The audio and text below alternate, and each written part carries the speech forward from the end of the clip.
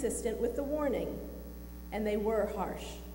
So it is possible that an Israelite, having wandered with Moses in the desert for 40 years and having seen plenty of punishments meted out for bad behavior, would have understood the curses to be fair warning of actual consequences to the bad behavior. Or maybe the Israelites standing at the border would have understood the curses to be formulaic and not literal. Modern scholars see in Deuteronomy, and in the curses in particular, a structure reminiscent of ancient Near Eastern treaties between countries. Among other elements, those treaties included lists of blessings and curses for compliance or breach. Not only was the general idea of the curses consistent between Deuteronomy and many ancient treaties, but the specific curses themselves were consistent. For example, in Ki Tavo, verse 28, the curse says, "The Lord will strike you with madness, blindness, and dismay. You shall grope at noon as a blind man gropes in the dark." One vassal treaty from an ancient Near Eastern country similarly offers the following curse for breach. "May Shamash, their god, deprive you of the sight of your eyes so that they will wander about in darkness." If the curses in Ki Tavo were understood to be similar to curses used in existing treaties, then perhaps the Israelite hearing them might have understood them to be part of a known formula. That is to say, Moses had just recited the treaty between the people Israel and God.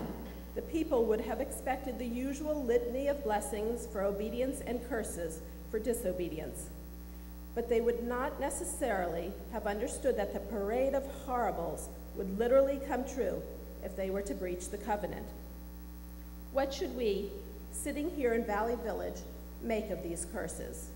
Are they to be taken literally? I don't see how they could be. Of the 613 positive and negative mitzvot, I am fairly confident that each one of them has been violated by at least one Jew at one point in time.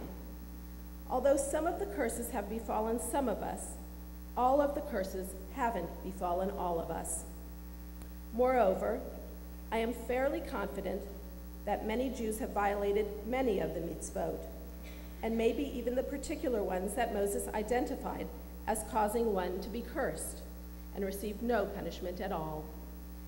If a modern Jew does not take the threat of these specific curses literally, then what might they mean to us? For me, this parsha speaks to the covenant of the treaty between God and his people. The basic terms of the treaty are easy to understand. On the one hand, we have affirmed that the Lord is our God, that we will walk in his ways, and that we will observe all of his commandments and rules. On the other hand, God has promised to set us above all other nations, to make us his holy people, and of course, he promised us a home. This is the covenant. I think that the benefits of complying with this treaty are self-evident. The moral and ethical code set forth in the 5 books of Moses is the glue that binds most civilized societies on earth.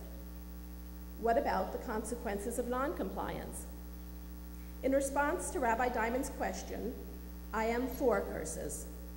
I believe that God put the consequences of non-compliance, or the curses, in our own hands.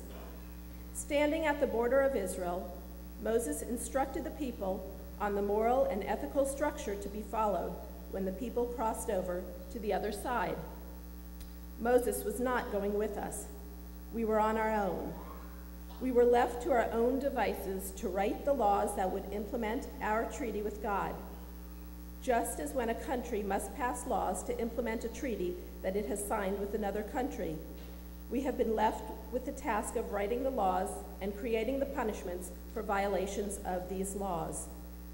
So, I am for curses on the individual level. If you do the crime, you've got to do the time. I am also for curses on the higher level. If we do not obey our treaty with God, if we fail to write and enforce just laws based on our shared moral and ethical standards, we are sure to be cursed with lawlessness and anarchy. Just as the laws are man-made, so too are the punishments. Which brings me back to Lindsay Lohan. She is an adult and responsible for her actions. Her parents could not bear her punishment for her, though some people think they should. Sure, she had a busy schedule. She had appearances to make and parties to attend, but the rules apply to her just like they would apply to you and me. If you don't do what the court orders you to do, you will suffer the consequence. Having borne the punishment, however, she now has the opportunity to regain the benefit of our shared covenant. There are two sides to our treaty with God. There is the side of the curses and the side of the blessings. I can only wish her and all of us the blessing that concludes today's Parsha. Observe faithfully all the terms of this covenant, that you may succeed in all you undertake. Shabbat Shalom.